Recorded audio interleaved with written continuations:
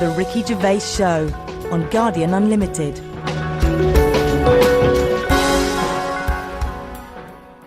You're listening to Ricky Gervais, with me, Stephen Merchant, and Carl Pilkington.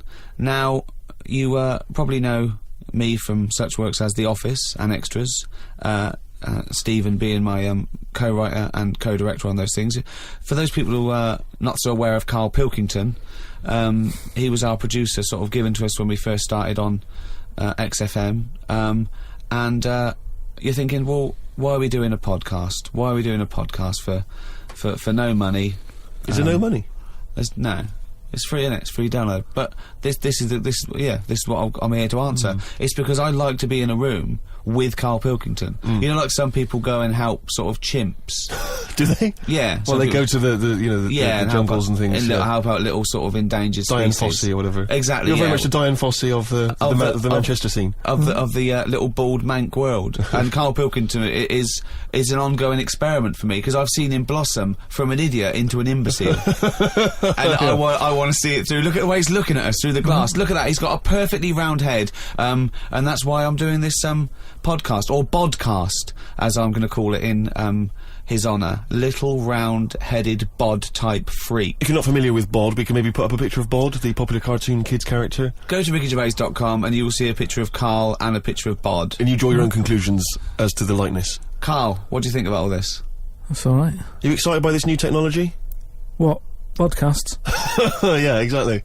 It's just, I mean, we are living in that sort of era now, aren't we? That you need to be able to listen to stuff on demand when you want it and stuff. I know you're not a fan of the iPod in general, are you? Or any of the MP3 things? You're concerned? I'm warming to it, but... This is what's amazing about Carl. Even though he's talking about things like MP3 players, computers, iPods, he sounds like he was found in a glacier and thawed out. Do you know what I mean? And sort of taught to speak. We're a couple of high school guys who found him, and we're trying to ingratiate him in the gang, trying to pass him off as someone from the modern day. No, but my thing with iPods is, now, do we need them? Do you know what I mean? We're living in that era now where we have invented most of the stuff that we need, and now we're just messing about.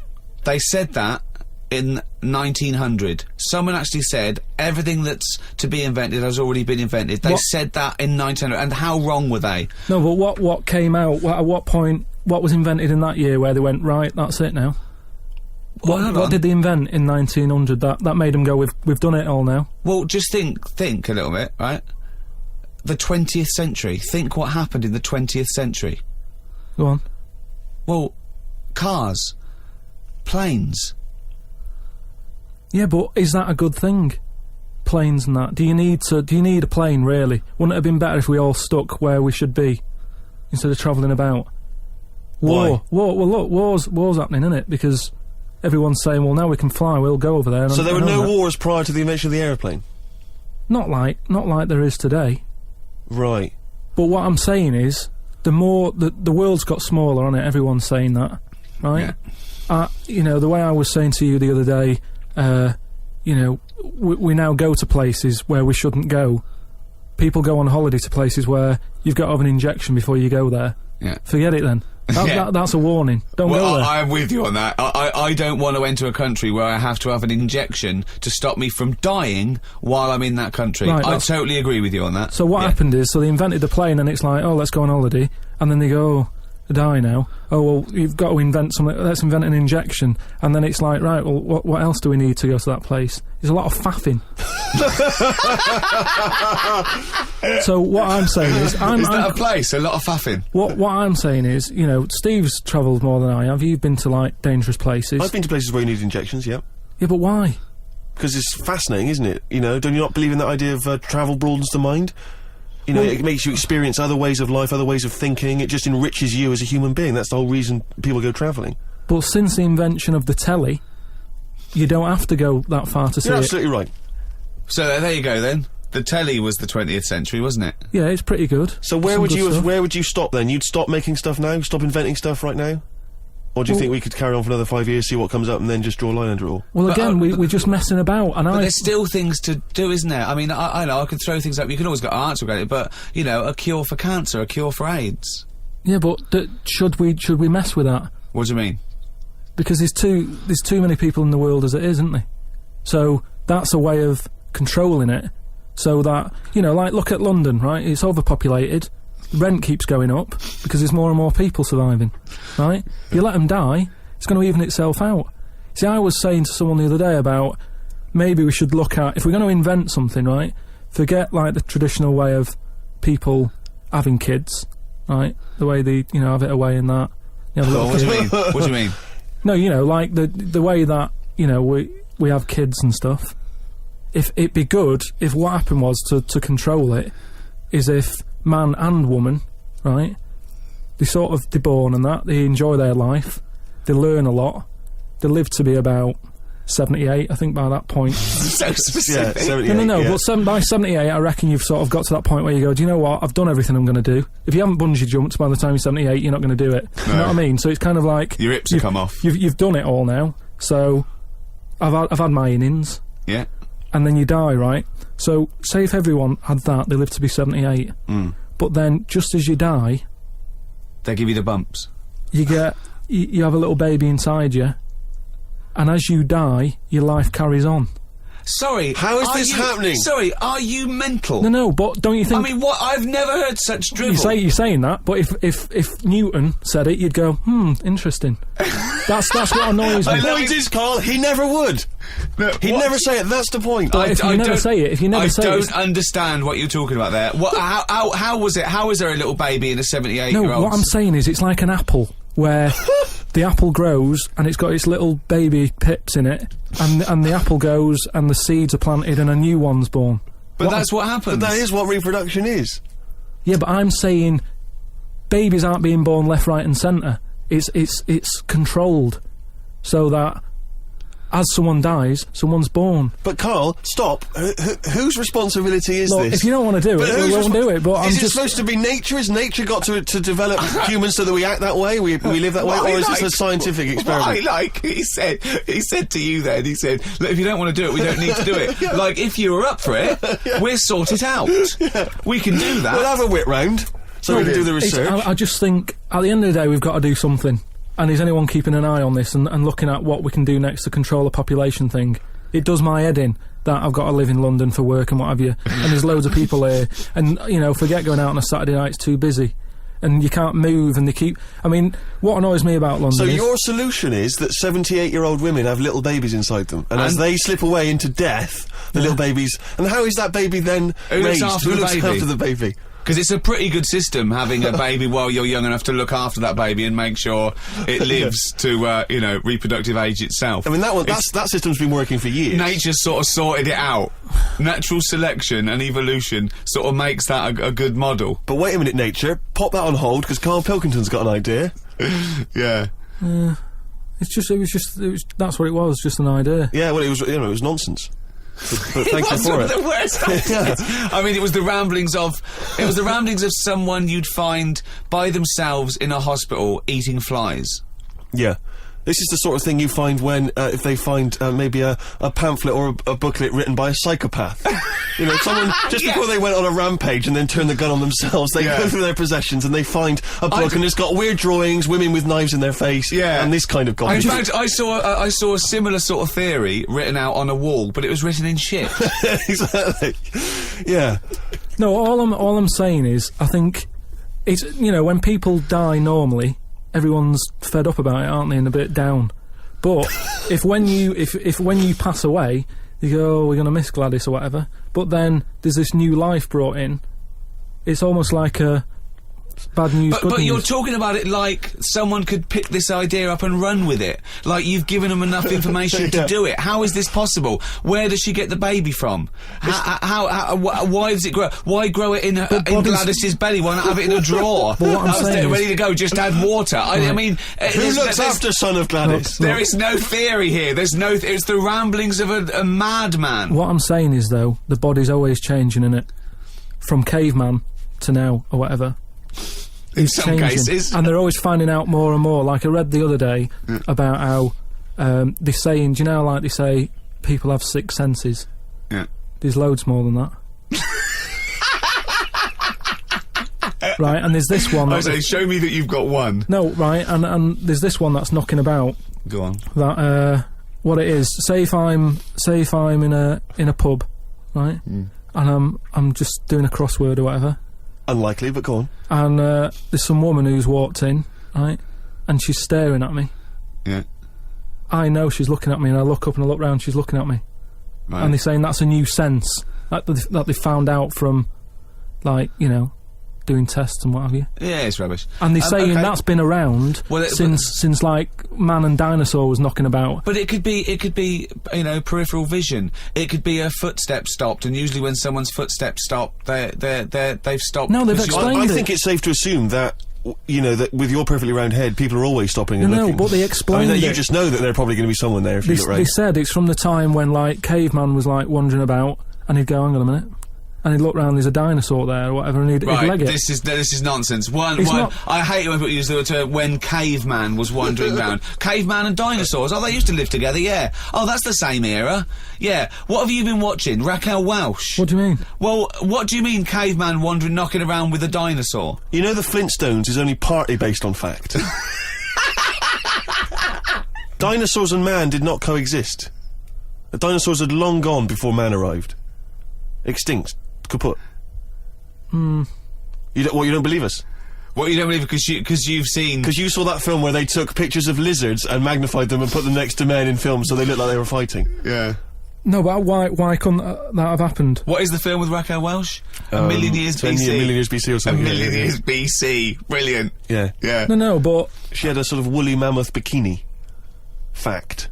But why wasn't the dinosaurs back then just like how we have dogs now, in a way?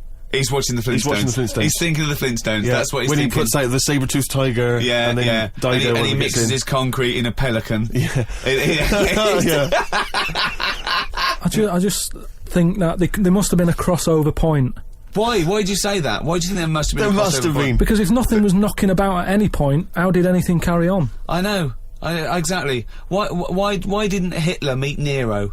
It's weird, isn't it? There must have been a crossover. They must have met somewhere. They must have met at a party somewhere. They mixed in similar circles. Yeah. Well, I mean, are you telling me that Ken Dodd has never met Genghis Khan? They must have bumped into... I can't believe it. Forget it.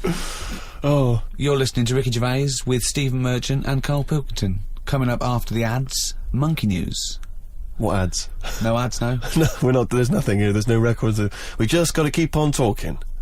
Okay. Which is not. We could do our own ads. Okay. Bring tea for the Tillerman, steak for the sun. Out now to own on DVD, Ricky Gervais's and Steve Merchant's award-winning extras. With Ross Kemp. Oh, zippy. With Les Dennis. Put your arse away, Les. I don't really know. And Kate Winslet. Oh, this nun outfit makes me talk dirty. Out now on DVD. Extras. Did you like Flannelwalls?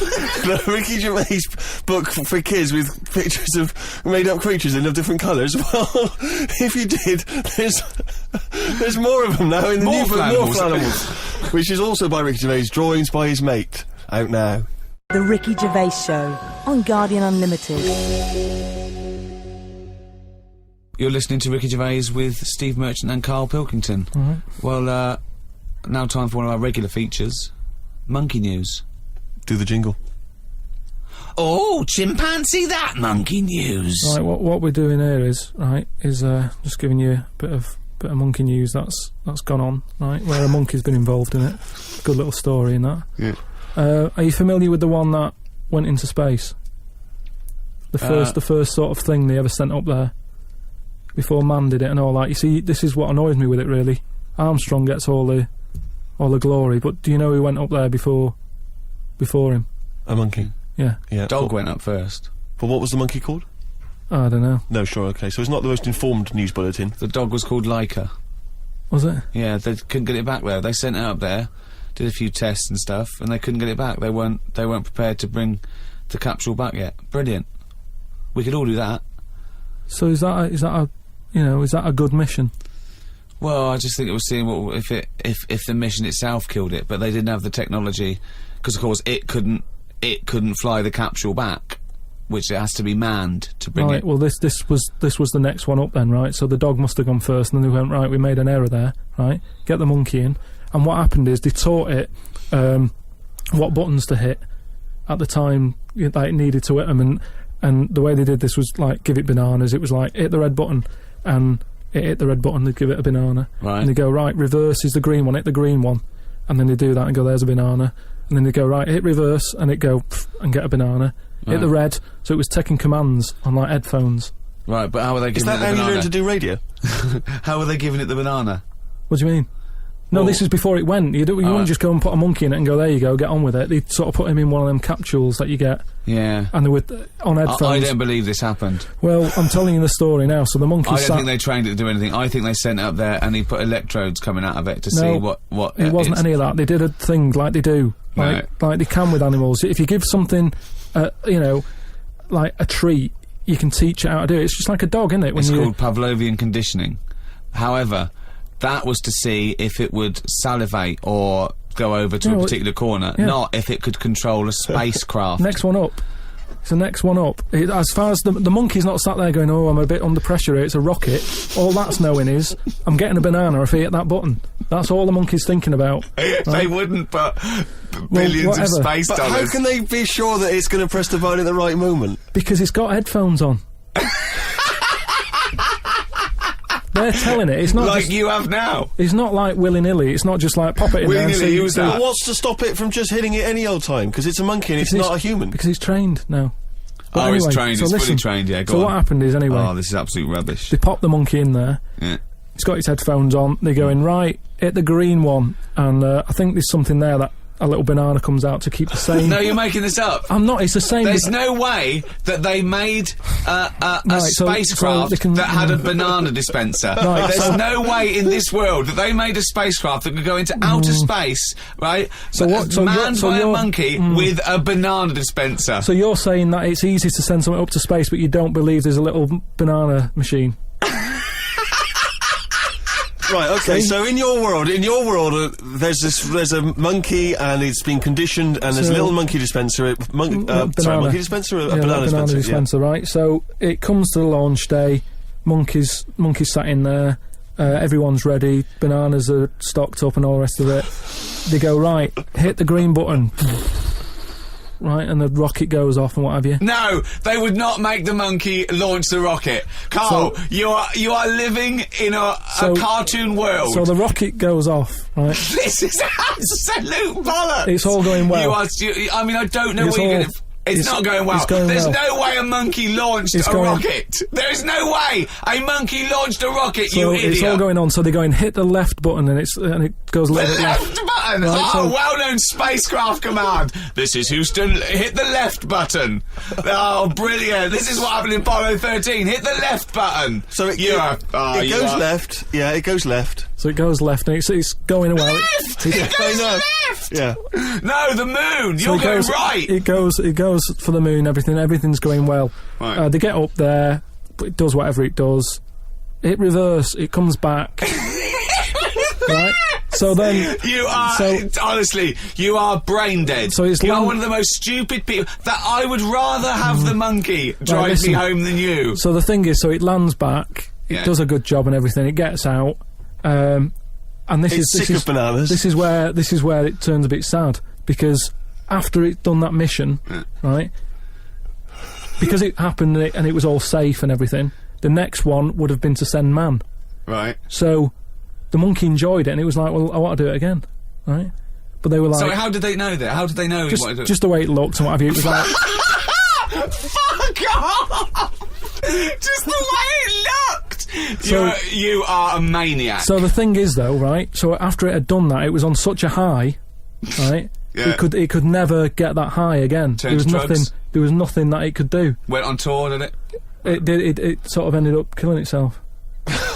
Because it could never get that buzz that it Right, got. that was absolute bollocks. None of that is true, except they sent a monkey into space, and I'll check that. Absolute drivel. So in your mind, it committed suicide. It went on a crazy bender, drinking drugs and women. And like then, it does happen. You and then hear it was about found it. in you a hear about motel it. room.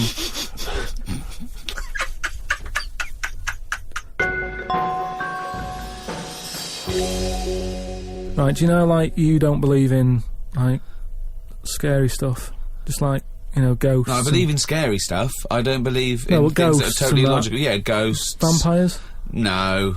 Anything made up by man. Well, there was something in the paper the other day about a vampire, how they found one. They dug something up. It was in the paper? And, it's true then. It's definitely true. But It's we'll leave definitely that, true because you're just going to do that, so it doesn't matter. No, come on. No, listen, come on, quickly, tell us. Come on. You No, found it's just that they found a body in a coffin Yeah. with a bit weird. of wood through its heart and a knife in its mouth.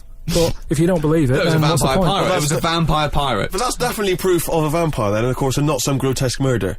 Yeah. That's definitely proof of a If vampire. it was found, if it wasn't Right, made up. hang on a minute, Yeah. hang on Two, a if minute. it As was far as I'm aware, when you put the thing through their heart, they just turn into dust. And also, all their victims get their own life back. Yeah, exactly. Yeah, that's Right, the and truth. here was the second bit. Yeah. Somebody dug it up, Yeah. got the heart, blended it, burnt it, popped it in some water, drank it, and they're in prison now. Now, if it wasn't dodgy stuff, why are they in prison? They're in prison Just because they're mental, because they dug up a body, liquidised its heart, burnt it and drank it. That's why they're in prison. There's your answer. Right. But anyway, that isn't what I'm talking about, right? But Go I on. met Derek Akora the other week, Oh, yeah. right? Now, And who's he? Which one's he? he's Is he a medium? He can contact the dead, is that right? he just chats to him and that, passes Sure. messages on. Nice of him. So I said, "Oh, tell us something a bit weird and that." So he said, "What do you want to know?" I said, "Just something weird." So he goes, "All right then." He said, "Here's one for you, right?" And he said, "There's this pub out in the country, and he said there's this mug. Do you know those old mugs that they have, where they used to like leave their own cup knocking Like a about, didn't they? Oh, yeah. Tankard thing." Yeah. So there was one of them mugs in there, right? And everybody Tankard, let's use tankard if we've All right, established a that's the word. tankard, yeah. Because you're the only mug in this story. Right, You Nice. believe in it all. High five. Great. So this tankard's knocking about, right? And everyone who's running the pub keeps going, "Oh, I wish they'd stop leaving this tankard about," right? And they pick it up. It must be a pain. Having a tiny, small tankard in a pub. That must be a real grind. So every they sort of picked it up and went, "We'll have to wash that," and they popped it on a different sideboard. Next thing you know, that person who's touched it died, right? Sure. So They must have been getting through bar staff. so they kept getting in new staff and that. And they were like, "Oh, what's the connection here?" Right? What's the connection here? Oh, God. So anyway, Call Australia, we've run out. they sort of someone notices and they go, "You know, it's a bit weird. It's that cup, right?" So they get Tankard. So it's that tankard and that. So they get a vicar in. Of course they do. And they go, "Look, there's a lot of weird stuff going on here. This tankard, every time someone touches it, they die." So he said, "Leave it with me." He gets his special water out and what have you. He comes round, does a little prayer, sprinkles it. He goes, "Right, not a problem, don't worry about it." He picks it up, chucks it in the bin. Guess what? What? Dies in a crash on the way home. Because he'd picked it up. Well, but Carl, you're telling me this like it's fact, and I'm meant to go, "That's Derek amazing." Akora, he told me. Carl, I have no opinion of that story, other than I'm pretty sure there was absolutely no connection between touching the tankard and him dying. That's all I'm sure It's of. not just him though, is it? I'm not going to even contest the chain of events. All I'm saying is there is no connection. There is no connection possible because I believe in logic and the laws of the universe. So when you're telling me miracles and strange things outside coincidence, you may as well be telling me about the Tooth Fairy and the Easter Bunny, because they're equal to me. That it's ludicrous. It's absolutely ludicrous. So what would it take though for you to go, "Oh, I'm actually a believer now"? But what you're saying is you're I can't answer that question because I'd have to base my beliefs on some of your premises, which I can't do. It's like you saying, "But what if you found out that 2 and 2 equaled 5?" I can't. It's a necessary truth that it doesn't. I'd have to go back and fundamentally disagree with what I think twoism is, two-ness and fiveness. And you've never been in a situation though where you've gone, "This room feels a bit weird."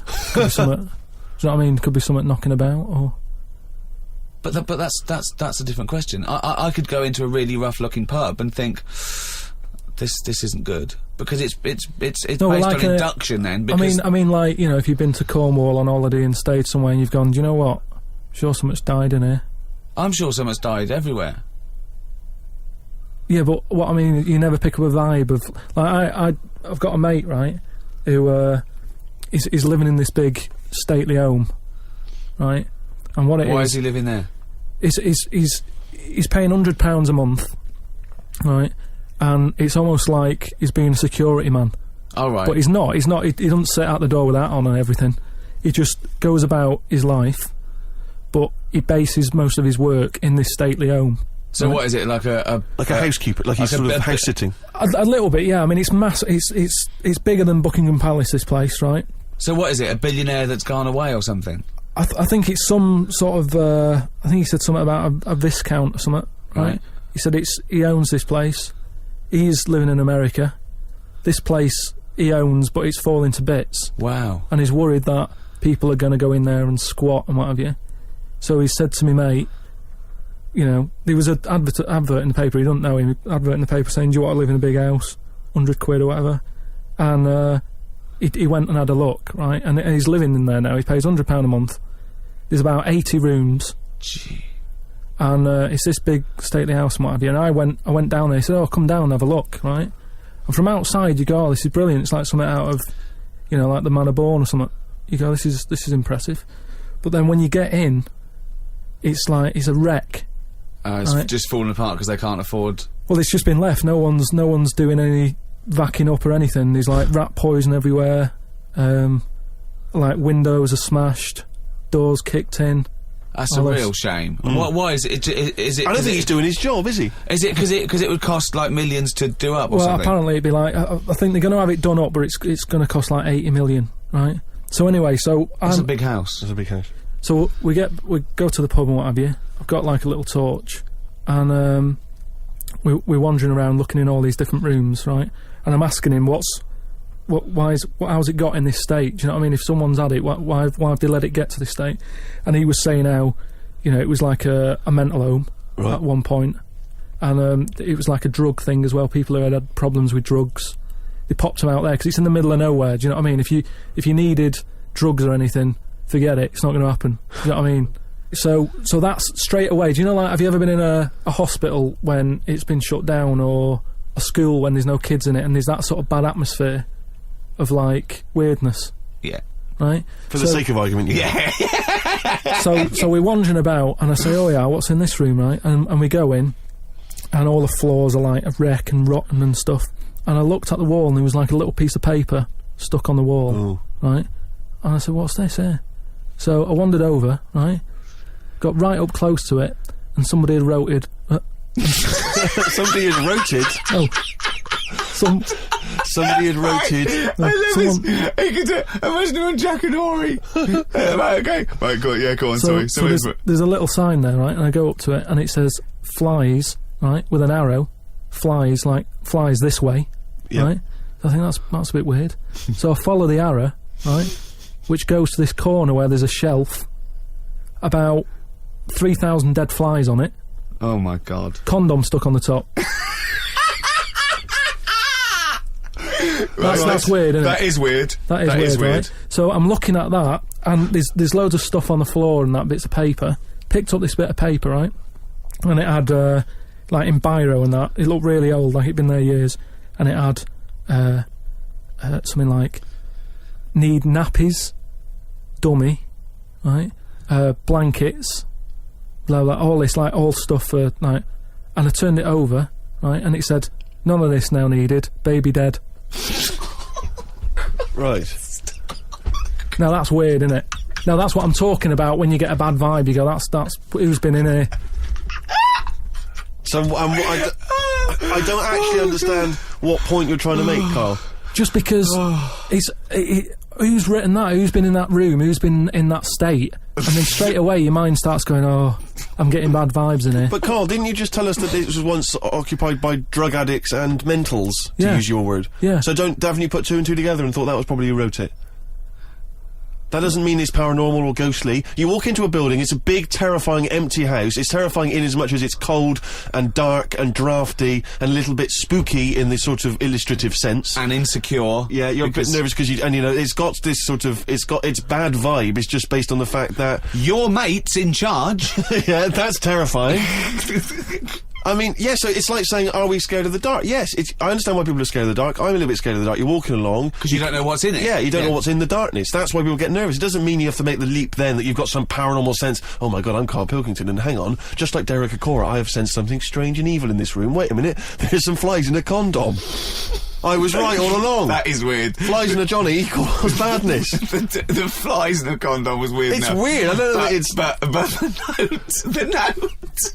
Yeah. I just think of his face when he saw that, reading it by torchlight. You must have been terrified. It's a bit odd, isn't it?